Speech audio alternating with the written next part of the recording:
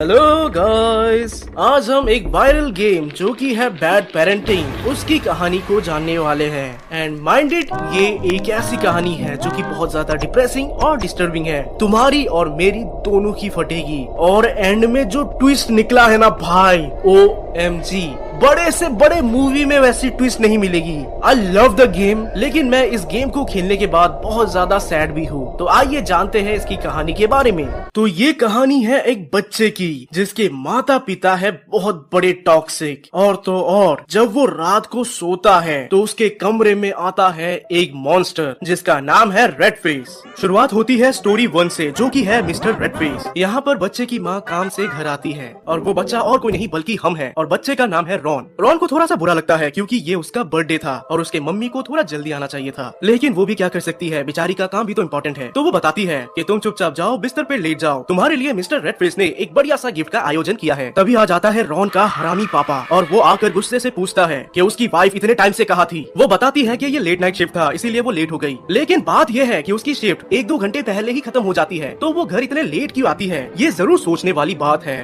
भला हर रात वो घर लेट क्यों आएगी जबकि 2-3 घंटे पहले ही उसकी शिफ्ट खत्म हो जाती है। रॉन का पापा बहुत ज्यादा गुस्सा हो जाता है और वो रॉन को बोलता है कि जाओ बेड पे जाके सो जाओ, मुझे तुम्हारी मम्मी के साथ कुछ बात करनी है। इसके बाद इन दोनों में होते हैं भयंकर आर्ग्यूमेंट्स और लड़ाई। बेचारा मासूम सा छोटा बच्चा रॉन चुपचाप जाकर बेड पे लेट जाता है। कुछ घंटों बाद जब वो गहरी नींद में चला जाता है तब अचानक से उसका दरवाजा खुलता है, जिसके चलते उसकी नींद टूट गई।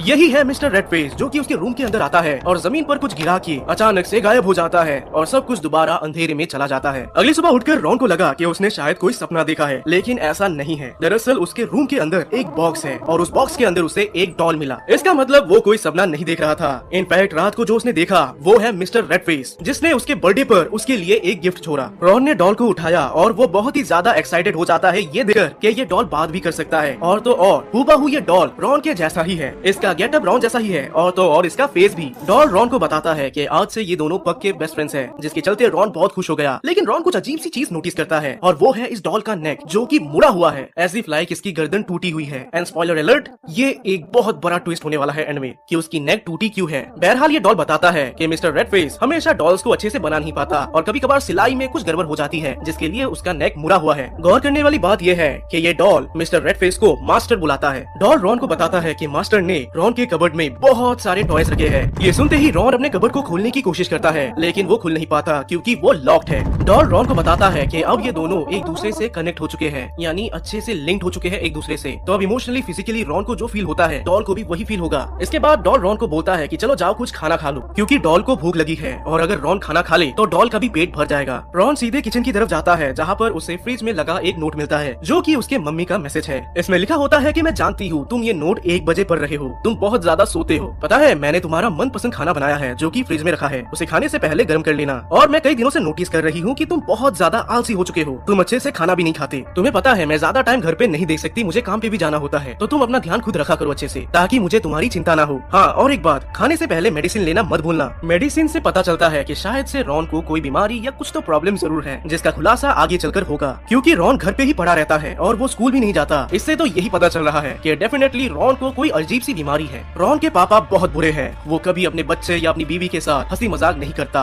वो अपने ही जोन में रहता है और जब भी वो इनसे मिलता है या इनसे बात करता है तो बस वो गुस्सा ही करता रहता है। इनफैक्ट रॉन जो दवाई लेता है वो कोई नॉर्मल दवाई नहीं होगी और वो कितना खाना है, कैसे खाना है, इसके लिए हमेशा कोई पेरेंट या गार्जियन का होना जरूरी है। लेकिन उसके पापा इतने बड़े हरामी कि उसको घंटा फर्क नहीं पड़ता कि उसका बेटा क्या कर रहा है। ऐसा नहीं है कि बाप घर पे नहीं है, बाप घर पे ही है, बिस्तर पे पड़ा है, बट ही डोंट केयर। तो रॉन ओवन में खाना गर्म कर खा लेता है, लेकिन उसे थोड़ी और भूख लगती है, जिसके चलते डॉल उसे बताता है कि मैं ये खाना दोबारा अपीयर कर सकता हूँ और 1 सेकंड बाद प्लेट दोबारा भर जाता है। ये देख रॉन खुश हो गया क्योंकि वो अपने फेवरेट खाने को दोबारा खा सकता है। रॉन अपने डॉल से पूछता है कि तुम और क्या कर सकते हो, प्लीज मुझे दिखाओ। कि तभी कुछ चीजें बहुत अजीब होती हैं। उसके पापा की दारू की बोतल अपने आप हवा में उड़ती है और इधर उधर हिलती रहती है। फिर वो देख पाता है कि कोई इनविजिबल चीज वो दारू पी रहा है। कि तभी अचानक से 1 सेकंड के लिए वो इनविजिबल चीज और कोई नहीं बल्कि उसके गुस्सैल पापा की छवि होती है, जो कि 1 सेकंड बाद गायब भी हो जाती है। इसके बाद वो दारू की बोतल टूटते ही रॉन बहुत ज्यादा डर जाता है, क्योंकि वो जानता है कि अगर उसकी पापा की नींद खुली तो वो उसे बहुत पीटेंगे। इससे हमें यही पता चलता है कि रॉन के पापा कोई काम नहीं करते, वो हमेशा घर में ही पड़ा रहता है। इनफैक्ट वो तो रॉन की माँ है जो काम करके इन दोनों का पेट पाल रही है। इसका मतलब रॉन का पापा एक नंबर का लूजर और टॉक्सिक आदमी है जिसने इन दोनों की जिंदगी बर्बाद कर दी। बहरहाल रॉन को घबराते देख डॉल उसे संतुष्ट करता है कि उसे उसके पापा के बारे में चिंता करने की कोई बात नहीं, क्योंकि उसके पापा को उसका मास्टर ले गया। ये सुनते ही रॉन दौड़ता है अपने पापा के रूम में, जहाँ पर वो देख पाता है कि वाकई में उसके पापा की बेड एम्प्टी है, यानी कि उसका पापा वहाँ मौजूद नहीं है। और तो और रूम में वही डॉल एक बेड पर बैठा है, यानी कि ये डॉल टेलीपोर्ट भी कर सकता है। डॉल रॉन को बताता है कि उसके पापा बहुत बुरे हैं, इसीलिए वो अब मास्टर के गिरफ्त में है, ताकि वो ऐसे बच्चों को बचा पाए जिनके माता पिता उन्हें हमेशा पीटते या उन पर चिल्लाते। रॉन एक छोटा सा बच्चा था तो उसे नहीं पता बुरा और गलत क्या होता है, उसके लिए तो वो उसका पापा है। इसीलिए वो डॉल को रिक्वेस्ट करता है कि प्लीज उसके पापा को दोबारा यहाँ पर ला दो, जिसके चलते डॉल उसे बताता है कि अब बस एक ही उपाय है, एक पोर्टल है और उसी से तुम अपने पापा से दोबारा मिल सकते हो। डॉल ये भी बताता है कि ये करने पर उसका मास्टर उससे बहुत नाराज हो सकता है। फिर रॉन जाकर सीधे एक कबर्ड को खोलता है जिसके अंदर एक डेड बॉडी रखी है। ये देखकर रॉन की फटली। फिर वो दूसरे क्लोजेट को खोलता है और यहाँ पर फाइनली उसे पोर्टल मिल गया। डॉल पोर्टल के अंदर नहीं घुसता, इनफैक्ट वो बोलता है कि वो यहीं पर बैठे उसका इंतजार करेगा, जिसके बाद रॉन एंटर कर जाता है पोर्टल के अंदर। रॉन दूसरी दुनिया में एक कैट से मिलता है। इस कैट के पास है एक किताब और वो रॉन से पूछता है कि किससे मिलने आए हो। रॉन अपने पापा का नाम उसे बताता है, जिसके बाद कैट अपने बुक में उसके पापा को ढूंढता है। ये कैट मरे लोगों के दुनिया की एजेंट है और ये रिकॉर्ड रखती है अच्छे और बुरे लोगों की। तो वो उसे रास्ता बताती है कि यहाँ पर जाओ, तुम्हें अपने पापा मिल जाएंगे। वही रास्ते में मिलते हैं उसे 3 बच्चे जो कि उसके साथ मजाक कर रहे होते हैं। इनमें से एक बच्चा ट्रंक से बाहर निकलता है, सेकंड वाला बच्चा सीधे आग से बाहर आता है और थर्ड वाली बच्ची वो एक गड्ढे से बाहर आती है। इन 3 बच्चों की भी बैक स्टोरी है जो कि हम आगे चलकर कवर करेंगे। ये तीनों बच्चे तो बहुत एंजॉय कर रहे थे, लेकिन जब रॉन अपने पापा से मिला तो वो एक अजीब से रूम में अपने ही बेड पर बहुत बुरी तरह से कांप रहे थे। उसके पापा के चेहरे में डर के अलावा और कोई एक्सप्रेशन नहीं और वो बस यही बोलते रहता है कि मुझे सजा देना बंद करो, मुझे सजा देना बंद करो, मुझे सजा देना बंद करो।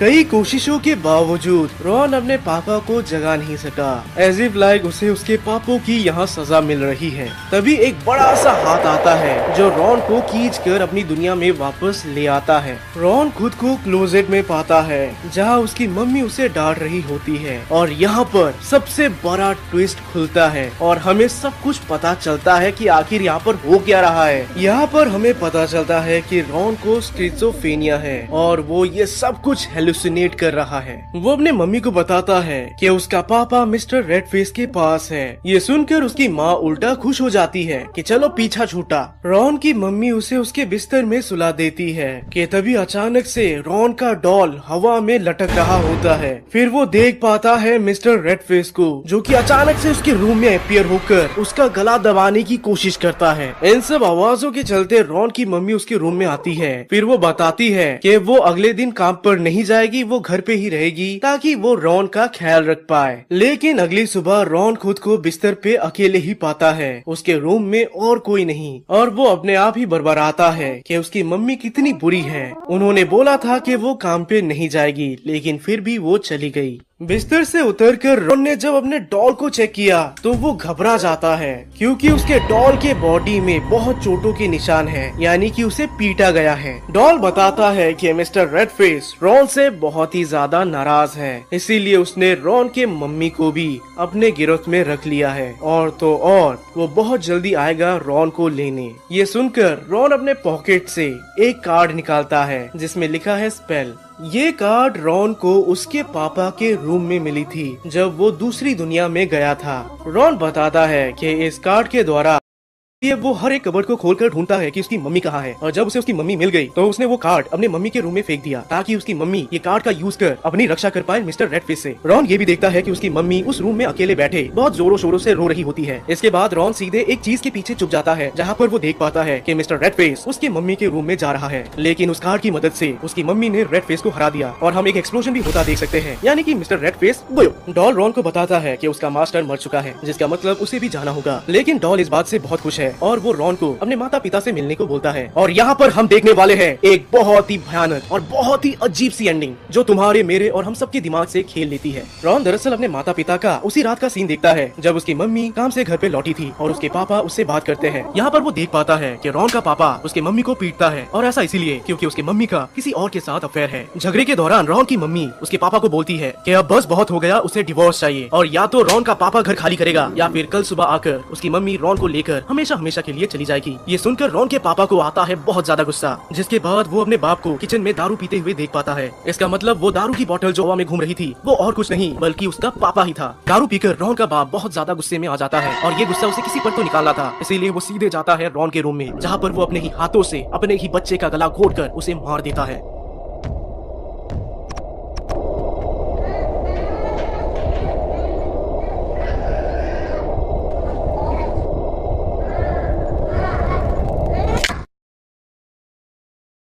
इसके बाद रॉन के पापा ने रॉन की बॉडी को उसी के क्लोजेट में रख दिया, और यही कारण है कि रॉन अपना क्लोजेट कभी खोल नहीं पाया। और जो रेडफिश मिस्टर रेडफिश जो वो रोज देखता है वो और कोई नहीं बल्कि उसका पापा ही था, और वो डॉल जो उसे रोज बात करता है वो भी और कोई नहीं है बल्कि वो खुद ही है। तो बात यह है कि 14 दिन से रॉन एक लूप में फंस चुका है जहाँ पर हर रोज वो इन घटनाओं को देखता है और इन्हें फील करता है, लेकिन क्योंकि उसे हेलुसिनेशन की बीमारी है इसीलिए वो प्रॉपर्ली अपने माँ बाप को नहीं देखता बल्कि उन्हें as a form of monster देखता है। शुरू से ही वो टूटे गर्दन वाला डॉल और कोई नहीं बल्कि रॉन था, और उसका मास्टर यानी कि मिस्टर रेडफिश उसी का पापा। दरअसल वो डॉल जो कि उसी का ही एक रूप है वो उसे रियलाइज कराना चाहता था कि उसका बाप कितना हरामी है, लेकिन वो ये एक्सेप्ट नहीं करता, इसीलिए वो हर बार इसी लूप में फंस जाता। लेकिन इस रात फाइनली उसने एक्सेप्ट कर लिया कि उसका पापा ही सबसे बड़ा हरामी मानुस है। मर्डर करने के बाद रॉन का बाप एक सस्ते मोटेल रूम में छुप जाता है ताकि पुलिस उसे गिरफ्तार ना करे, और हम जो उसे कांपता हुआ देख पा रहे थे वो इसीलिए क्योंकि रॉन उससे मिलने जाता था और रॉन के बाप को रॉन की डेड बॉडी हवा में उड़ती हुई दिखती थी। दरअसल ये पूरा टाइम रॉन का बाप मरे हुए लोगों की दुनिया में नहीं बल्कि रॉन खुद था। रॉन अपने बाप से मिलने जाता था, जिसके चलते रॉन का बाप बहुत ज्यादा डर गया क्योंकि उसके बाप को ऐसा लगने लगा कि उसका बेटा खुद की मौत का बदला लेने आ रहा है। इनफैक्ट रॉन ने जो कार्ड अपनी मम्मी के रूम में फेंका था वो दरअसल उसी मोटेल रूम का कार्ड था। रॉन को लगा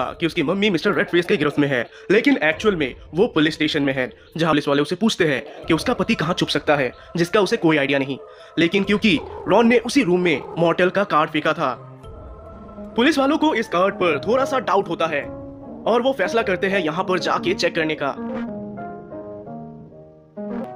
इसके चलते पुलिस को पता चल जाता है कि रॉन का बाप कहाँ छुपा है और फाइनली वो उसे अरेस्ट कर लेते हैं। एक सीन में हमने देखा था जब रॉन की मम्मी उसे कबर्ड के अंदर पाती है और उसे डांट लगाती है, असल में वो उसके डेड बॉडी को पाती है जिसके चलते वो बहुत जोर से रोती है। और यही कहानी है बेचारे 10 साल के बच्चे रॉन की जो कि मर चुका है, लेकिन अब वो 3 दोस्तों के साथ है। और इसी से हमें पता चलता है कि ये 3 बच्चे भी हरामी पेरेंट्स के शिकार हुए हैं, लेकिन अब रॉन इनके साथ रहेगा और हमेशा हमेशा के लिए खुश रहेगा। और यही है कहानी बैड पेरेंटिंग गेम की। अगर आपको ये कहानी पसंद आई है तो मैं ऐसे और भी गेम्स लाता रहूंगा, और अगर व्यूज ना आए तो नहीं लाऊंगा।